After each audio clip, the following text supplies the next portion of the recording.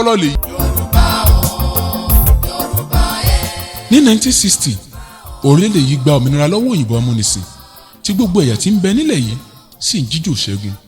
ọmọ Yorùbá kí ló dé tẹ́ ẹ padà sóko ẹrú òyìnbó nínú àṣà àti ìṣe? gbogbo ohun tí a yálò lọ́wọ́ òyìnbó ti dọ̀ràn sí wa lọ́rùn. ọ̀làjú rápálá wọlé ó gba ìwọ ọmọlúàbí lọ́wọ́ ọmọ Oòduà. a ò kọ́ ọmọ lédè Yorùbá mọ́. tarúgbó tomidan ní sọ Gẹ̀ẹ́sì sọmọ nílé. ọmọ Yorùbá ẹ sì ronú wò bí orin bàbá Ògúndé.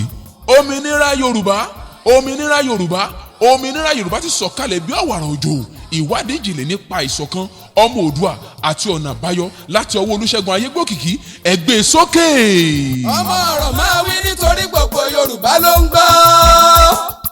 kàngó kàngó lòun agogo kọ̀sọ̀kọ̀sọ̀ lòun àjọ. a kì í pohùn máwòkó lẹ́nu àsìkò ti tó tíran Yorùbá gbòmìnira. wọ́n ní ọba hólẹ̀ ṣépè fún ìran Yorùbá àtìgbà náà lọ́mọ Oòduà ti doríkodò bí àdán tọmọ aládé sì ń jẹ fún ara wọn. ọ̀nà àbáyọ àwàbí òmìnira Yorùbá lè sí ọ̀rọ̀ iṣẹ́ ọpọlọ tí a fọpọlọ gbé kalẹ̀ pẹ̀lú àtìlẹyìn àwọn ọlọ́pọlọ tí fọpọlọ kọ́pọlọ lọ́pọlọ.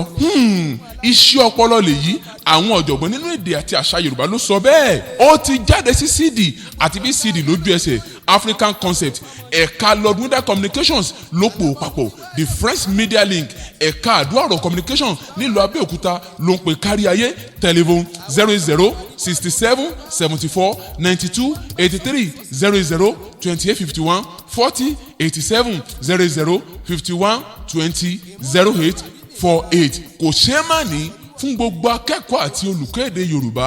òmìnira Yorùbá jẹ́ tí ń retí rẹ̀ ooo.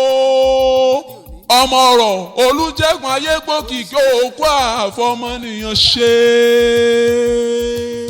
ọmọ Yorùbá ká sóyìnbó ní òhù.